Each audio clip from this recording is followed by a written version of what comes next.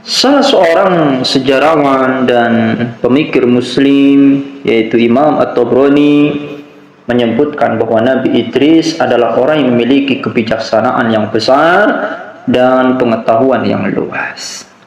Ia merupakan manusia pertama yang menggunakan pena, mengenal tulisan, menguasai berbagai bahasa, ilmu perhitungan, ilmu alam, astronomi, dan lain sebagainya. Dengan demikian, mukjizat yang diterima oleh Nabi Idris sedikit berbeda dengan mukjizat yang diberikan kepada nabi-nabi yang lainnya.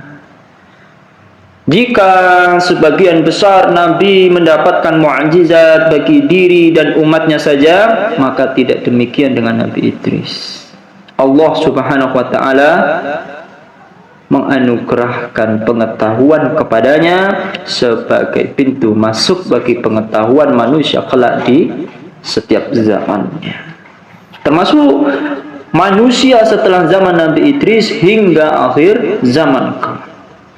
Mereka akan mempelajari bagaimana kemampuan Nabi Idris dalam hal menjahit, dalam hal menulis, dalam hal astronomi, dalam hal ilmu perhitungan, ilmu bahasa.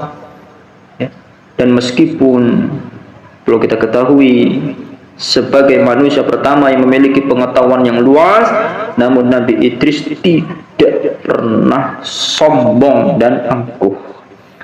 Nabi Idris tetap rendah hati dan tidak menjadikan keilmuannya sebagai alat untuk merusak alam semesta. Dengan ilmu yang dimiliki, Nabi Idris tetap merendahkan hati dan pikirannya di hadapan Allah Subhanahu wa taala.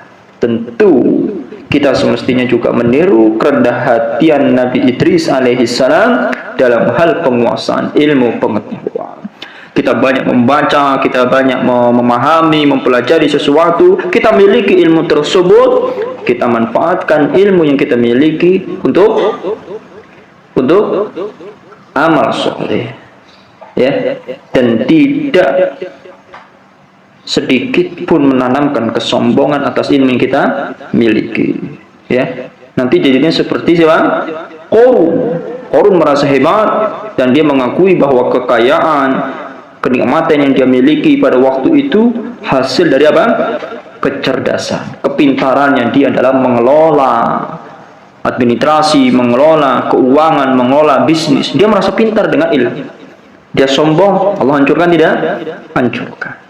Jadi kita umat manusia, ya, hendaknya meniru kerendahan hati yang dimiliki Nabi Idris, meskipun beliau adalah orang yang diberikan mukjizat untuk mengetahui, ya, segudang ilmu dengan berbagai macam, ya, jurusannya, baik itu ilmu bahasa, ilmu perhitungan, ilmu alam, ilmu astronomi, dan masalah yang lain. Jadi kita harus rendah hati, jangan pernah sombong dengan ilmu yang kita miliki.